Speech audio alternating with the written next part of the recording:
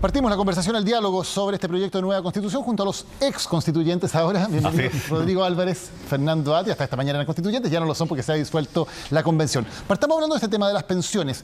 Rodrigo en primer lugar y luego Fernando. ¿Es un avance o un retroceso para tener mejores pensiones si se aprobara el proyecto de nueva constitución? A ver, yo creo que son ciertas declaraciones importantes, en principios, en el futuro modelo tripartita, pero evidentemente como muchas otras cosas de la constitución va a depender de la futura ley. Yo creo que esto es muy importante decírselo a la ciudadanía. Hay una enorme cantidad, sobre todo en materia de derechos, que va a depender de la ley que dicte en el futuro el Congreso. Acá yo creo en esta materia, sobre todo, como te decía, la existencia de ciertos principios, la existencia de un sistema que reconoce el ahorro privado, por una parte, el ahorro del Estado, fondos públicos, y finalmente una búsqueda de mayor solidaridad me parecen importantes como puntos de avance. ¿Fernando? Yo estoy de acuerdo, yo creo que es importante que la nueva Constitución declare los principios de universalidad, de solidaridad, de suficiencia, etcétera, y otros. Creo que es importante la idea de un sistema público de seguridad social, sin perjuicio de que eso es compatible, por cierto, con distintas modalidades de organización. No hay solamente una manera de organizar un sistema de pensiones. Y creo que la idea de que la Constitución, incluso en materias como esta, reconoce derechos, pero reconoce también que no es la convención ni el momento constituyente, el momento en que se puede diseñar el sistema de seguridad social y que entonces tiene que ser delegado a la legislación posterior. Yo creo que habla bien de la Constitución, precisamente que no es una Constitución que pretenda dejar clavadas las cosas, excluir la posibilidad de discusión democrática, pero sí agilizar y hacer más eficaz el proceso de decisión legislativa para que esto pueda ser decidido y no ocurra lo que ha ocurrido hasta ahora, ¿no? Años discutiendo sobre la necesidad de una reforma de pensiones sin que pase nada. Dos conceptos importantes. ¿Qué pasa con la propiedad privada sobre los fondos de pensiones y qué pasa con las AFPs si se aprobara la nueva constitución? Hay dos elementos y acá insisto en la necesidad de los futuros proyectos de ley. La propiedad de los fondos hoy día yo creo que está absolutamente protegida. Una de las diferencias que tenemos es qué va a pasar hacia futuro. Yo creo, y mi impresión es que la inmensa mayoría de los chilenos también quiere que su ahorro privado en el futuro sea de su propiedad. Pero eso es una materia que va a ser discutida en el Congreso en su momento. Yo espero que ese Congreso acepte este criterio, que al menos el ahorro privado sea reservado y sea de propiedad de cada uno de los chilenos. Con respecto al modelo de AFP o administración, es correcto lo que señalaba hace un instante Fernando. A mí me tocó trabajar también en esa comisión cuando se vieron alguna parte de estas materias.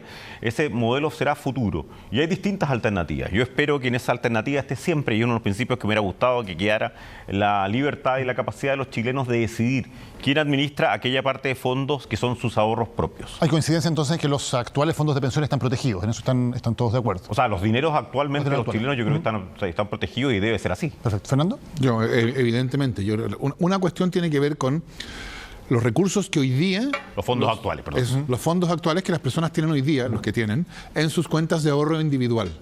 Eso está protegido por la Constitución. Además, se ha declarado hasta el cansancio de que cualquier reforma va a regir para el futuro, etcétera. Esa es una cosa. La otra, por cierto, es qué dimensión del nuevo sistema va a tener, o sea, qué importancia en el nuevo sistema va a tener el pilar de ahorro individual, que es probable, pero estas son decisiones que vienen por venir y que no están ordenadas por la Constitución, en el sentido de que no están decididas ya constitucionalmente. Pero es probable que el sistema que reemplaza lo que tenemos, sea un sistema que incluya un pilar solidario, un pilar de ahorro individual, y lo probable es que si hay un pilar de ahorro individual, lo razonable es que haya propiedad sobre esos fondos. Pero estas son decisiones que la Constitución no toma. Esto es bien importante. La Constitución afirma el derecho a la seguridad social, la afirma de una manera que a mí me parece adecuada, afirma los principios fundamentales, suficiencia, universalidad, solidaridad. Son principios centrales del derecho a la seguridad social, pero en su diseño preciso, incluyendo las respuestas a las preguntas que tú indicas, para el sistema del futuro, lo deja entregado, como tiene que ser una constitución democrática, a la discusión legislativa. A la discusión legislativa. Lo que ocurra ahora, de aquí en adelante, cuáles son las opciones en la papeleta, quiénes votan, en el plebiscito del 4 de septiembre, toda esa información está, lo queremos reiterar, en nuestro sitio web, CHB Noticias. Ahí está la información aclarando todas las dudas acerca de lo que viene de aquí en adelante, de este proceso en que todos debemos informarnos para la votación del 4 de septiembre. Y también varios temas que tienen que ver con la situación de protección social son relevantes en la nueva Constitución. Se propone, por ejemplo, un nuevo sistema nacional de salud de carácter universal, público e integrado, o sea que todos los ciudadanos puedan cotizar en el mismo fondo. ¿Cuáles son las implicancias? Vamos a ver la nota y luego conversamos al respecto.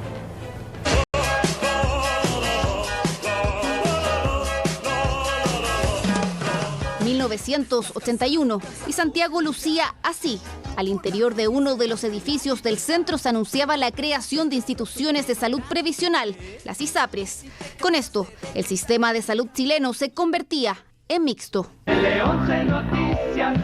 El Sistema Nacional de Servicios de Salud, pese a las imperfecciones que actualmente posee, es un servicio dinámico, humano y eficiente. Un sistema que tras 40 años podría llegar a su fin. Así lo establece la propuesta de la nueva Constitución. En el artículo 44 se decreta que el Sistema Nacional de Salud es de carácter universal, público e integrado. Es decir, que todos cotizarán en un mismo fondo, sin la distinción que existe hoy entre FONASA e ISAPRES. Un sistema solidario, equitativo, justo, de calidad, eficiente. Es como hoy día se organizan la mayoría de los países donde hay buenos indicadores y donde la gente está más conforme con el sistema de salud. La Constitución propone un sistema parecido al de Canadá, España e Inglaterra. En el Reino Unido, el Sistema de Salud Único debutó en 1946. Fue fundado por el ministro de Sanidad de esa época, Aneurin Bevan. Tal como en ese país, con la nueva Carta Magna, corresponde únicamente al Estado regular, supervisar y fiscalizar al sistema de salud. Nosotros aquí escuchamos más bien una reforma al financiamiento, ¿ya? Pero no escuchamos una reforma que dé cuenta de cómo vamos a mejorar el servicio y la actividad productiva de los hospitales para que no se produzca este eventual aumento de las listas de espera si es que todo el mundo se va al sistema público de salud. Claro, las dudas recaen en cómo se podrá aplicar el nuevo sistema de salud público considerando las listas de espera. Según cifras del Ministerio de Salud, en 2019 se reportó 258.000 cirugías retrasadas. Hoy la cifra aumentó a 330.000. Hay pacientes con deficiencia funcional. Pero como le digo, en este caso, los hospitales hay que... La propuesta de la convención dice que el Sistema Nacional de Salud podrá estar integrado por prestadores públicos y privados y que la ley determinará los requisitos y procedimientos para que puedan integrarse. En el caso de las ISAPRES es distinto. Dice que todas las cotizaciones de salud, en el caso de existir, tienen que ser traspasadas al sistema público. Por lo tanto, las ISAPRES, como partícipes de la seguridad social, de la previsión en salud, ya no existen. La salud pública actualmente no da abasto para recibir y atender a toda la población en condiciones de calidad y oportunidad. Por esta razón, es imprescindible la participación activa de todas las clínicas privadas. La Constitución establece que el Sistema Nacional de Salud será financiado a través de las rentas generales de la Nación. Adicionalmente, la ley podrá establecer cotizaciones obligatorias a empleadores y trabajadores con el solo objeto de aportar solidariamente al financiamiento de este sistema. Lo que hoy día se pretende es justo eso, que tú estés en un sistema solidario, de manera de que a lo mejor hoy día no tienes grandes necesidades de salud, pero mañana puedes tener un cáncer, fractura. Se requeriría una enorme reforma, pero ya no del financiamiento, sino que de los propios hospitales públicos, y esos son palabras mayores, porque hasta ahora no hemos podido hacer esas reformas. Las reglas de cómo se aplicará el nuevo sistema público de salud se decidirán en el Poder Legislativo. Lo cierto es que la nueva propuesta de Constitución elimina el sistema mixto de 1980. Seguimos conversando con los ex constituyentes Rodrigo Álvarez y Fernando Atria. Fernando, ¿se acaban las ISAPRES? ¿Se aprueba la nueva Constitución? Yo creo que A ver, es bien importante distinguir cosas aquí. Las ISAPRES no son prestadores privados de salud. Porque las ISAPRES no son prestadoras, las ISAPRES no son clínicas, las ISAPRES son un determinado tipo de compañías de seguros. Entonces, va a funcionar como está pensado, como está contenido en la Constitución, este sistema público, universal e integrado, administrado por compañías privadas de salud? Y la respuesta es no, va a ser público en ese sentido. Otra cosa distinta es cómo se integran los prestadores privados, porque eso sí está reconocido explícitamente. Prestadores privados, estamos hablando, por ejemplo, de las clínicas. Bueno, pues claro, porque quienes dan prestaciones de salud. Y la condición es la forma en que fije la ley. ¿Qué quiere decir la forma en que fije la ley? Quiere decir que los derechos de los usuarios de esos servicios no van a depender de las decisiones unilaterales que ellos tomen. Van a depender de los derechos que todos tenemos como ciudadanos y ciudadanas. Entonces, la idea, y esto por cierto no es algo que va a significar que al día siguiente de promulgada la nueva Constitución todos se transitan a FONASA. Por supuesto que esto supone una transformación progresiva del sistema, pero fija el norte. El norte es que haya un sistema de salud común para todos, que integre de la manera que sea adecuada prestadores públicos y privados, precisamente para aprovechar esos recursos, pero que no haya una salud distinta para ricos y para pobres. Rodrigo, ¿están de acuerdo? No, yo creo que esta norma es una norma confusa, contradictoria y que se va a prestar para una serie de problemas prácticos en la aplicación, como detallaba el ex superintendente de salud en algunas materias. Yo creo que es una norma mala, finalmente, en todo el esquema de los derechos sociales incluso. Creo que es confusa en ese rol del sector privado. Creo que cuando uno analiza todas las normas que fueron aprobadas en esta materia, las indicaciones que en un momento dado se presentaron o no, me parece que termina siendo un mal sistema. No solamente porque no se alude a lo que yo creo que es realmente importante, que es la reforma y, por supuesto, un nuevo régimen de salud mucho más potente, sino que, por ejemplo, en temas de financiamiento establece algo que yo creo que no es querido por una enorme cantidad de chilenos que hoy día recurren a la compra de bonos o recurren en un momento dado a mejores programas de salud, que es que cualquier aporte obligatorio, es decir, dicho en términos fáciles, el 7% actual que todos debemos pagar tiene que ir exclusivamente a un sistema solidario único de salud. Yo creo que, sobre todo después de lo que hemos vivido en los últimos años, la participación público-privado debió haber sido mucho más clara, menos confusa, lo que a mi modo de ver es la norma, y también en materia de financiamiento del sistema. Avancemos a otro de los temas de los que se habla en esta Constitución, el sistema político. Uno de sus efectos más inmediatos o más claros es que de aprobarse la nueva Constitución, el Senado tendría sus días contados, sería reemplazado por otra Cámara. Revisamos la nota al respecto. Ha pasado muchísima historia para poder llegar hasta este momento. Yo insisto que la democracia requiere contrapesos. Me parece que va en la dirección correcta.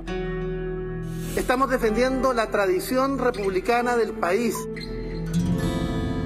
Y claro, yo preferiría que el Senado continúe.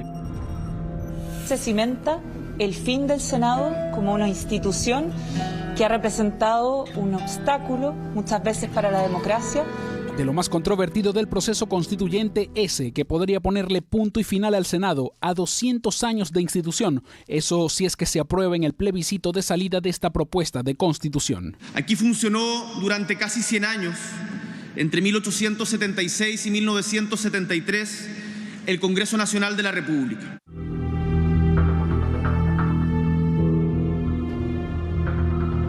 Terminaba diciembre de 1987 cuando por ley se establecía la nueva sede del Congreso en Valparaíso. 3 años después, en 1990, fue inaugurado el edificio que alojaría a la Cámara de Diputados y al Senado, o lo que conocemos hoy como bicameralismo. El Senado hoy día actuaba como cámara de revisora de los proyectos que se hacían en el Ejecutivo, ¿no? En la Cámara de Diputados. Revisaba muchos de estos proyectos.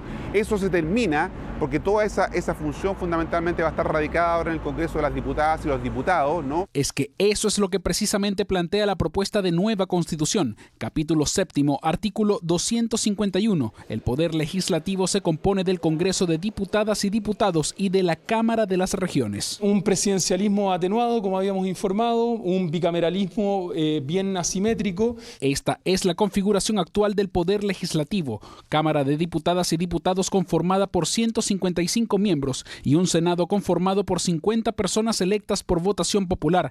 De aprobarse la propuesta, el Senado quedaría fuera y en su lugar estaría la Cámara de las Regiones. La propuesta no define cantidad de representantes, pero sí establece que no deberían ser menos de 3 por región. Con una Cámara de las Regiones como la que está propuesta, vamos a poder garantizar que las regiones participarán del proceso político en igualdad de condiciones con una Cámara de representación propiamente territorial. La Cámara de las Regiones es un Senado de juguete, básicamente, y con esto las regiones quedan en desmedro en las zonas más densamente pobladas como son Santiago, Valparaíso y el Gran Concepción. Sobre los derechos y obligaciones de los representantes de la Cámara de las Regiones las deberán establecer los legisladores actuales, es decir, los diputados y senadores. Exactamente, los propios legisladores que de acuerdo al proyecto de Constitución se desaparece el Congreso el 11 de marzo del año 2026, ¿no? 40% de los actuales senadores fueron jubilados en la práctica, ¿no? Porque se acaba y habían sido elegidos por 8 años, ¿no? Y la otra parte del Senado está neutralizado, por lo tanto, una situación compleja también la que vamos a ver en esa Cámara. Es que el debate, más que en las funciones de la nueva Cámara de las Regiones, se ha centrado en el fin del Senado. Porque aquí han habido ministros, aquí había uno que salió de la sala recién, pero que han estado más preocupados de la destrucción de las instituciones democráticas, de estar destruyendo la soberanía popular, la institucionalidad, pero no en los temas de seguridad. Yo señalé con toda claridad que se requerían los contrapesos propios del sistema y por tanto el bicameralismo me parece que es una fórmula más idónea. Pero la verdad es que venía funcionando con una lógica muy binominal y por tanto la Cámara de las Regiones ya no tendría ese peso que hoy día tiene el Senado, como que es el espacio de los grandes acuerdos de Estado. Claro que todo esto forma parte del proyecto de constitución entregado hoy y que tendría que ser votado obligatoriamente el próximo 4 de septiembre. Fin del Senado, ese día se sabrá. Rodrigo, ¿sería un avance o un retroceso para Chile que el Senado fuera reemplazado por esta Cámara de las Regiones? Para mí es un retroceso. Por de pronto el sistema político es mucho más complejo, pero ya que estamos concentrados en y sin duda alguna tiene cambios mucho más amplios, que yo también rechazo o no comparto. Pero ya que estamos centrados en el Senado, a mí me parece un retroceso. También para las regiones, yo represento a Magallanes y creo que no es una norma adecuada. Yo creo que el Senado es una institución muy importante como pesos y contrapesos, como sistema de balances que se aludía también en la nota. Yo creo que ha sido muy importante para el desarrollo adecuado del proceso legislativo y creo que al mismo tiempo tiene una representación muy potente de las regiones. A mi juicio, esa Cámara de Regiones que se crea no reemplaza en modo algunas atribuciones, esa fuerza en estos 3 roles que tiene el Senado y por tanto yo al menos creo que es un retroceso. ¿Fernando? Yo creo que la pregunta más bien es ¿cuál es la lógica de crear la Cámara de las Regiones? Y claro, en vez de añadirla al Senado para que fuera tricameral, en reemplazo del Senado.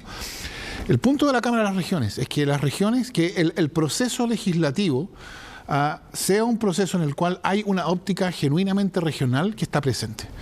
Hoy día el Senado tiene las facultades, tiene las mismas, básicamente en términos legislativos, las mismas facultades que tiene la Cámara de Diputados y responde al más o menos, se ha ido acercando cada vez más al mismo principio de representación con el cual se elige la Cámara de Diputados. Entonces es básicamente duplicación. Y eso lo que ha hecho es que aun cuando el Senado originalmente tenía un principio de representación distinto en el texto original de la Constitución de 1980 en que se elegían 2 senadores por región, eso cambió el 89, en parte para compensar los senadores designados, etcétera, volvió a cambiar el 2015 y cada vez más se elige proporcionalmente. Y eso entonces es duplicación. Lo que la Cámara de las Regiones, la idea de la Cámara de las Regiones es que haya un órgano de representación genuinamente regional. ¿Y por qué es tan importante esto? Porque una de las cosas centrales de la nueva Constitución es el Estado regional. La transferencia de poder real de decisión sobre su destino a las regiones. Y eso no va a ser realidad por el solo hecho de que se promulgue la Constitución. Eso es importante que se promulgue la Constitución, pero eso va a ser un proceso de creación de instituciones y transferencia de competencias, creación de prácticas políticas regionales. Ese proceso va a tener un intenso trabajo legislativo. Y si ese proceso legislativo es un proceso en el cual no hay una óptica específicamente regional que esté presente, que es la que trae la Cámara de las Regiones, las posibilidades del Estado regional de llegar a ser una realidad son escasas. Ahí están entonces las 2 miradas al respecto. Muchas gracias a ambos. Estamos recién partiendo el puntapié inicial de una discusión que es larga en los próximos 2 meses, donde vamos a tocar muchísimos temas. Les agradezco a ambos por haber venido a entregar sus puntos de vista hoy. No, muchas gracias a ti por la invitación. Sobre todo a 62 días del plebiscito hay que conversar mucho. Muchas gracias por la conversación. Además que es un agrado conversar con Rodrigo. Y tal como usted